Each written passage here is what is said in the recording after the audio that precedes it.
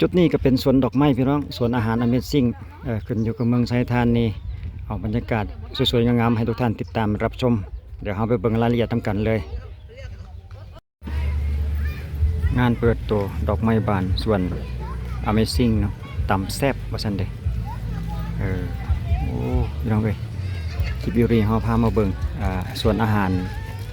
Amazing ตำแซ่บของเพิ่นภายในอยู่ในช่วงเทศกาลบุญกินเกียงอยู่ในเขตหนองสองห้องพี่น้องว้าโถพอดีผ่านมาเห็นงานเพิ่นก็เลยแวะเข้ามาเบิ่งนอกจากนี้แล้วเพิ่นก็ยังมีสวนดอกไม้นะพี่น้องเดี๋ยวเจ้าน้อยเขาจะพาเที่ยวชมสวนดอกไม้ของเพิ่นอยู่พูนจุดนี้เนาะอยู่ในช่วงเทศกาลบุญกินเกียงของชนเผ่าชนเผ่าลาวสูงของเพิ่นนั่นเองเนาะก็อยู่ในพื้นที่ของบ้านหนองสองห้องพี่น้องเมืองไซธานีเอาบรรยากาศมาให้ทุกท่านติดตามและรับชมพี่น้องชนเผ่าเฮาโอ้แต่งเครื่องแปลกเดี๋ยวเฮาเข้าไปเบิ่งภายในห้านอาหารห้าน Amazing เพิ่นก่อนส่วน Amazing เพิ่นว่าเนาะส่วน Amazing ตำแซ่บภายในจะมีอันใดให้ได้เบิ่งแน่พี่น้องเดี๋ยวติดตามเพิ่นว่าจะมีฮอดวันที่26 27พุ่นได้สำหรับภายในเดือนธันวาปี2025โอ้เพิ่นก็สร้างเฮ็ดให้เป็นทีให้มันกลมกลืนกับป่าไม้หั่นล่ะวะคิดว่าโอ้จุดนี้ก็มีเดินรถซิ่งของเด็กน้อยโอ้ถูกใจแหละลูกหลานมีบอลสำหรับเด็กน้อยลิ้นหลายคุณนะเพิ่นหักกระเทโอ้สงสัยเทมาแม่มั่งพื้นนี่นะ แต่ว่าเพิ่นเฮ็ดขอบไม้กั้นไว้เนาะสำหรับของเด็กเรียนพี่น้องถูกใจแท้ๆแหละสำหรับบุญแบบนี้นี่กับเด็กน้อยนี่นะนี่ไปมาจะมีความชำนาญได้บ่เนี่ยเป็นนักขับในอนาคตต่อหน้าสำหรับเด็กน้อยเยาวชนท่านผู้ปกครองเพิ่นก็นั่งดูแลอย่างใกล้ชิดเนาะสำหรับจุดนี้นี่รถเพิ่นให้บริการจุดนี้เป็นแถวเลยสำหรับ20 นาที30,000 กีบต่อ20 นาทีว่าซั่นเด้ปล่อยให้เด็กน้อยเรียน20 นาทีนี่ก็โดนเติบได้ เมื่อยพุ่นแล้ว20 นาทีเท่านั้น30,000 กีบพี่น้องสำหรับค่าบริการค่าเช่ารถลูกหลานมาเล่นเอาเดี๋ยวไปโต๊ะอีกภายในส่วนอาหารเพิ่นโอ้จะเป็นตูบเลยฮะเป็นซุ่มเดี๋ยวเขาจะพาย่างเข้าไปภายในจุดที่ว่าเพิ่นเฮ็ดเป็นป่าไม้จำลองสุดยอดเลยพี่น้องเฮ็ดแบบเอาหินมาต่อกันประดับประดาโอ้ยเป็นควันอีกเนาะทั่วฝันอยู่กับภูเขาแท้อายาสุดยอดว่ะพี่น้องกลมกลืนฝันอยู่กับเมฆฝันอยู่กับเมฆเลยเนาะกับหมอกว่าสั้นต่อไปหมอกควันข้าเจ้ากระสางได้สวยงามนี่สุดยอดเลยพี่น้องเบิ่งเครื่องข้าเจ้าไหม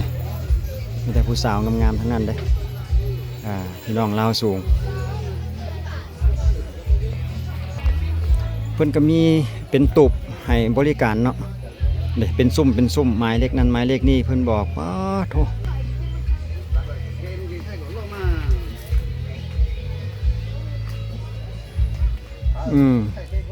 ก็มีแต่พาทุกท่านได้ย่างรอบๆไปในบริเวณนะพี่น้อง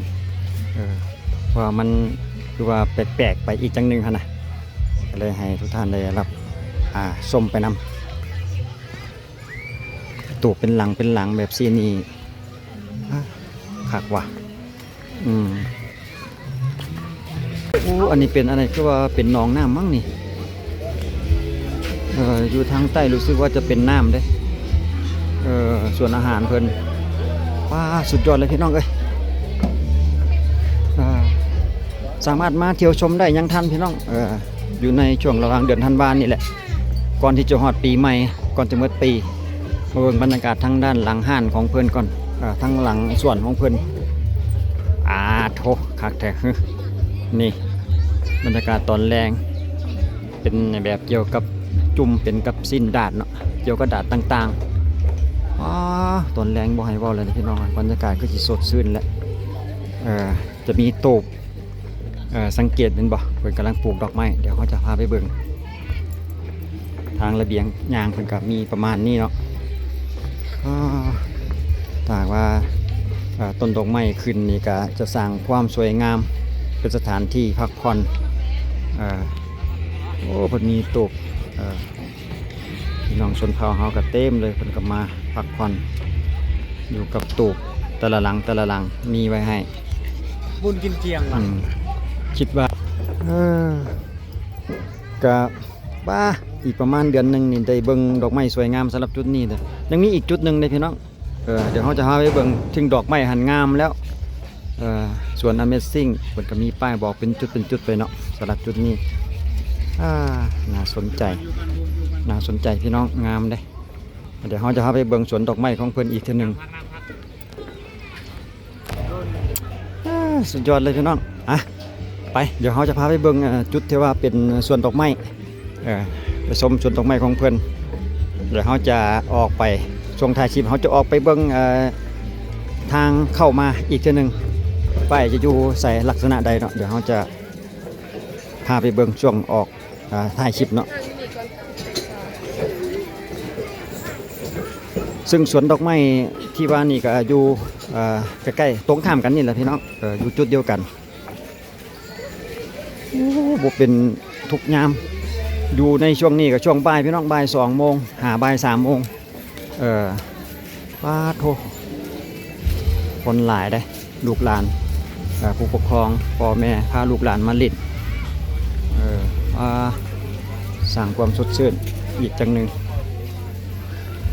เดี๋ยวเขาจะพาไปเบิ่งเห็นบ่ส่วนดอกไม้ริบๆอยู่ฝุ่นทางด้านหน้าเดี๋ยวเห็น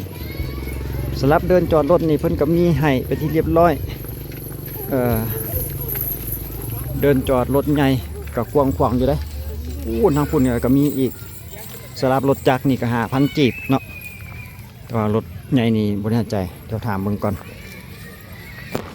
สำหรับรถใหญ่นี่บ่ได้เสียค่าฝากแต่อย่างใดพี่น้อง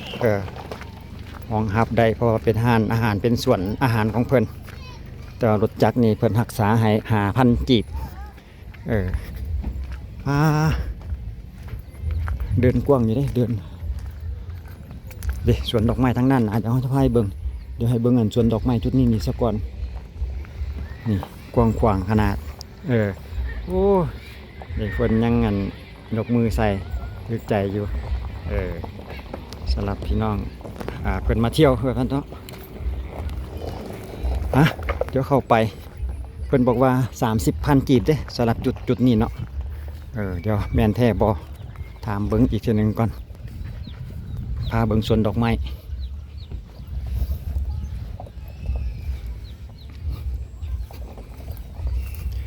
เบิ่งเพื่อนๆก็ได้พี่น้องสำหรับสวนดอกไม้นี่เพียงแต่ว่าเฮามาข่าวให้ฮู้ซื่อๆว่าอยู่จุดนี้เพิ่นก็มีสวนดอกไม้เพิ่นก็เฮ็ดเป็นสีสันเป็นบ่จักสีเว้านะพี่น้องสวยงาม เป็นสวนดอกไม้สวยงามอีหลีเดี๋ยวเราจะย่างไปทางด้านซ้ายอีกหน่อยหนึ่งก่อน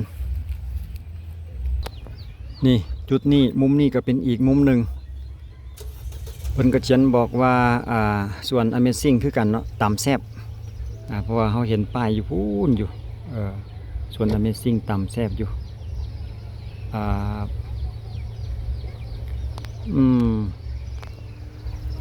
ดอกไม้นี่ก็รู้สึกว่าจะมีหลายสีอยู่เด้สังเกตเบิ่งเพิ่นปลูกแบบเป็นแล้วสีขาวสีชมพูแบบนี้นะ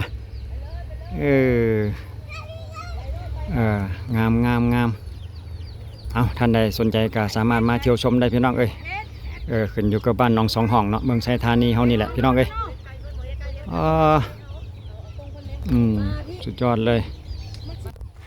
เมื่อกี้นี้เฮาถามเพิ่นถามเพื่อนว่า30,000 กีบ ตอนหนึ่งทานแต่ว่าการทำบ่มีความจำเป็นจะเข้าไปถ่ายภายในเขาก็มายืนถ่ายอยู่จุดนี้ได้ข่าวบอกพี่บอกน้องทุกท่านที่ว่าอยากมาถ้าหากว่าเป็นตอนแรงแห่งตะจีสุดยอดแล้วพี่น้องอากาศคงจะดีพูนผู้สาวถ่ายเซลฟี่อยู่พุ่น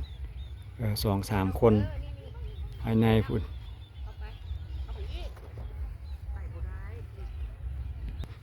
ลานจอดรถเพิ่นก็มีให้บริการฟรีสำหรับรถใหญ่จุดนี้ก็เป็นอีกมุมหนึ่งนี่โอ้งามงามงาม